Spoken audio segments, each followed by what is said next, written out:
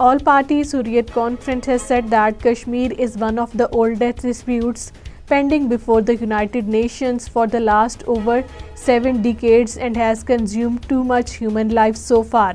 According to Kashmir Media Service, APHC spokesman in a statement issued in Srinagar said the Hindutva Bharatiya Janata Party Indian regime led by Narendra Modi has crossed all limits of state terrorism in the occupied Kashmir.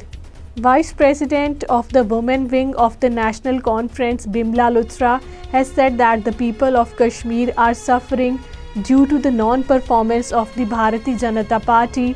According to Kashmir Media Service, Bimla, addressing the women workers in Jammu, said that Jammu and Kashmir has suffered due to the non-performance of the BJP and its non-seriousness in addressing the core issues of the people. Pakistan caretaker Prime Minister Anwarul Haq Kakar has said that Kashmir has never been and will never be the part of India. According to Kashmir Media Service, addressing a news conference in Muzaffarabad today, PM Kakar said the resolution of the Jammu and Kashmir dispute lies only in the plebiscite in accordance with the UN Security Council resolutions.